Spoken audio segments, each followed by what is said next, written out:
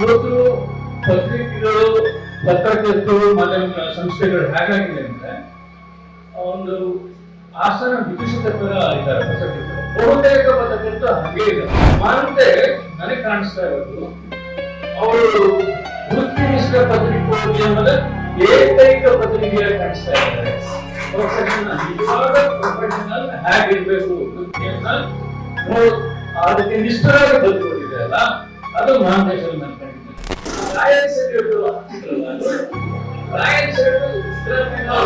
ಪತ್ರಿಕೆಗಳೇ ಆಗಿದ್ದಾರೆ. ಅವರು ಎಲ್ಲರೂ ಏನ್ ಮಾಡ್ತಾರೆ ಅಂದ್ರೆ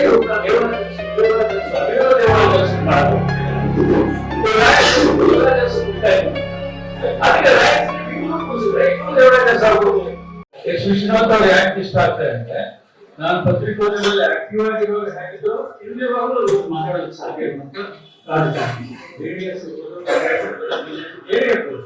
ಅದು ಅವರ ಕಂಡುಕೊಂಡ ಹಾದಿ ಅದು. ಮತ್ತು ಆ ಪೂರ್ಣಿಮಾ ಅವರು ಒಂದು ಪತ್ರಿಕೋದ್ಯಮದೊಂದು ಸಾಧನೆ ಮೇಲ್ತು ನಾವು ಸ್ಥಾಪಿಸಿದ್ದಾರೆ. ಅವರು ತುಂಬಾ ಇಷ್ಟ ಅವನಿಗೆ. ನಾನು ಪರಿಚಯ ಹಿಂದೆ ದಿನಗಳಲ್ಲಿ ಪುಸ್ತಕ ಕೊಟ್ಟಿದ್ದರು, ಸುಮಾರು ಪುಸ್ತಕಗಳಾಗಿತ್ತು. ಅದು ಇವತ್ತು ನಾನು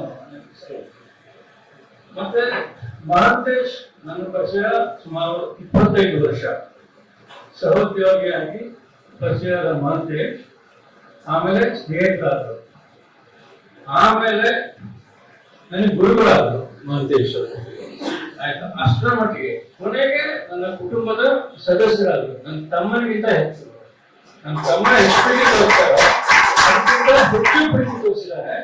ನಾನು ಅವತ್ತು ಎಷ್ಟು ಕೆಟ್ಟದಾಗಿ ನೋಡ್ಕೊಂಡಿದ್ದೀನೋ ನನಗೆ ಕ್ಷಮಿಸ್ಬೇಕು ಸರ್ ಆಯ್ತಾ. ಅವರು ನಾನು ಬಿಟ್ಟರು ಬಿಡಲ್ಲ ಮಾಯರು, ನಾನು ಅವ್ರನ್ನ ದೂರ ಆಗ್ತೀನಿ, ಅವ್ರು ಹಿಡ್ಕೊಂಡ್ಬಿಡ್ತಾರೆ.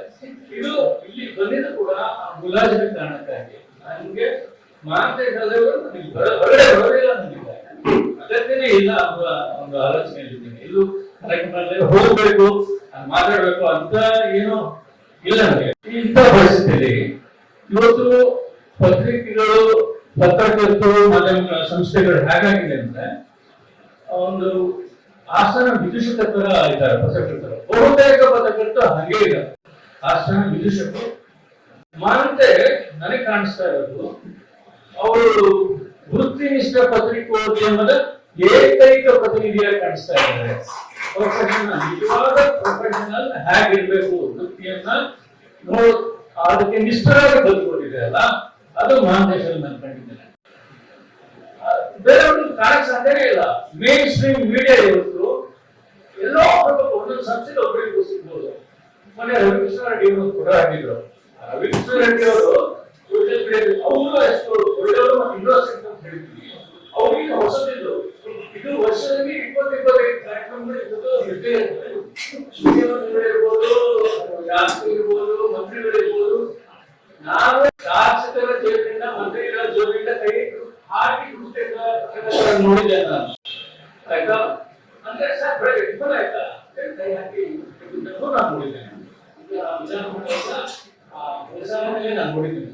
ಅಷ್ಟು ಅಸಹ್ಯ ಪತ್ರಿಕರ್ತರು ತುಂಬಾ ಒಳ್ಳೆಯದಾಗಿರೋದ್ರಿಂದ ಅಪರಾಧ ನಮ್ಮ ಅವರು ನನಗೆ ಆಮೇಲೆ ಅನಿಸ್ತದೆ ಆ ರಾಯಲ್